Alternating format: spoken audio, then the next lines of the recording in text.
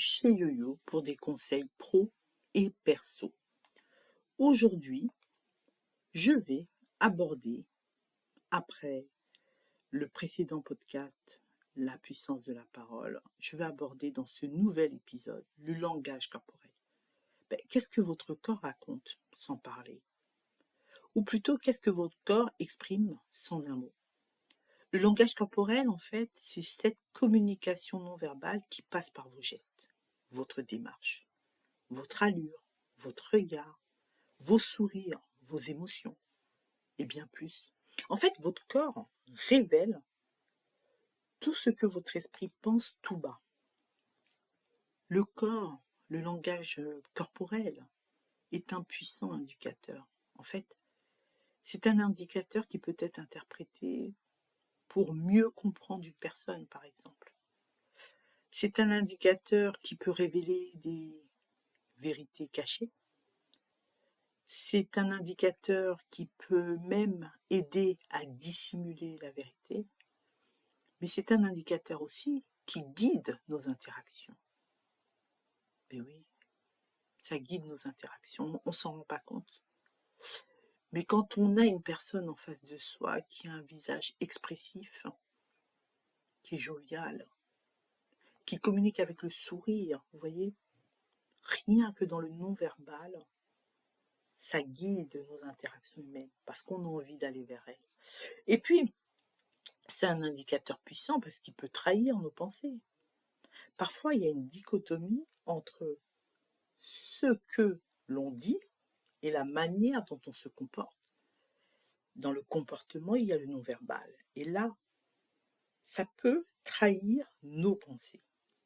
Et parfois, ça aide même à mentir. Et ça, on ne s'en rend pas compte. Alors, le langage corporel, qu'est-ce que c'est? Le langage corporel, c'est tout ce que votre corps, en fait, exprime sans parler. Vos gestes, votre posture, votre expression faciale, votre regard, votre démarche, et j'en passe. C'est une communication non verbale qui complète, nuance ou parfois même contredit vos paroles. Ensuite, vous avez les bienfaits dans le langage corporel, parce qu'il y a des bienfaits. Ça améliore la communication, par exemple. Ça permet d'exprimer des émotions et des intentions, souvent avec plus d'impact que les mots. Ça facilite même les relations. En observant le langage corporel d'une autre personne, on peut mieux comprendre son état d'esprit et ses intentions. Ça renforce l'authenticité. Un sourire sincère ou une posture ouverte peut créer une connexion immédiate. Mais oui, il y a des personnes vers qui on va aller facilement. Il y a une connexion qui va se mettre en place naturellement parce qu'il y a un sourire. Et ça crée une connexion. Il y a une posture ouverte, vous voyez. Et il y en a d'autres, ils ont un visage qui est fermé, triste. On ne sait pas. Donc là, il y a quand même une sorte, on va dire, parfois, une posture, même avec un visage assez hermétique, on aura moins de facilité à aller vers la personne. C'est pour ça qu'on parle d'authenticité. Un sourire sincère, une posture ouverte peut créer une connexion immédiate. Et puis après, on a les inconvénients. Le langage corporel, en fait, est subjectif. Et ça dépend aussi du contexte culturel ou personnel. Par exemple, un croisement de bras peut signifier qu'une personne est fermée. Mais ça peut aussi signifier un signe de confort. Ça dépend dans quel contexte nous sommes. Le langage corporel, l'inconvénient, ça peut être aussi la surinterprétation. Vouloir lire entre les lignes peut parfois mener à des conclusions erronées. Pourquoi on surinterprète comme ça un comportement sans avoir même posé la question à une personne? On est en train d'interpréter du non-verbal avec des conclusions erronées. Et c'est ça qu'on dit la surinterprétation. La manipulation.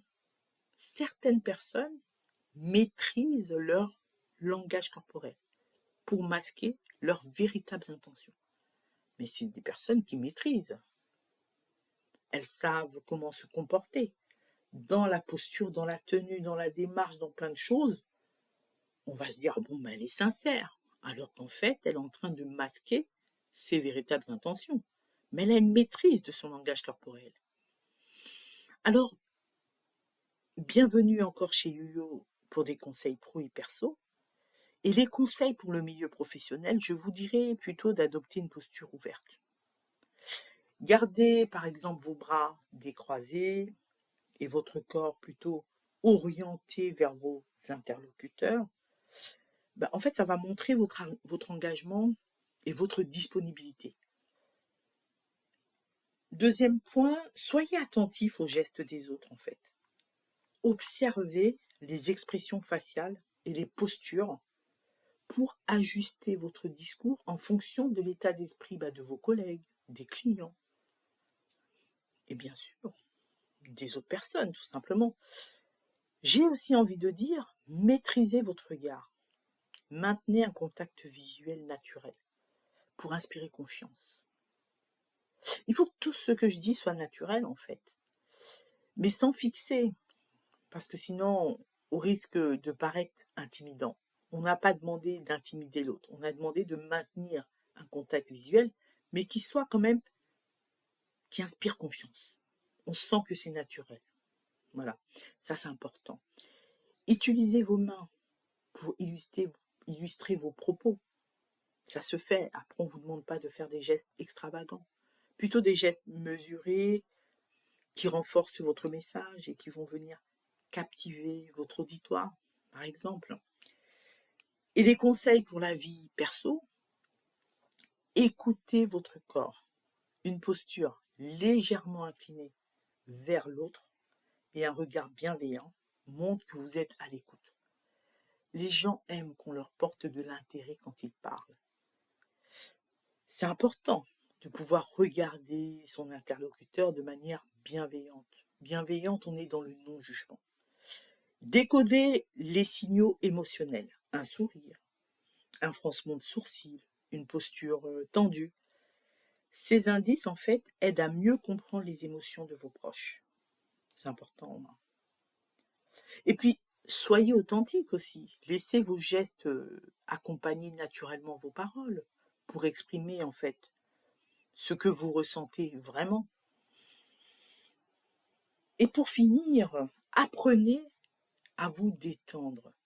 Si votre corps est tendu, ça peut envoyer un message de stress ou de fermeture. J'ai même envie de dire, respirez profondément pour libérer vos gestes et votre posture.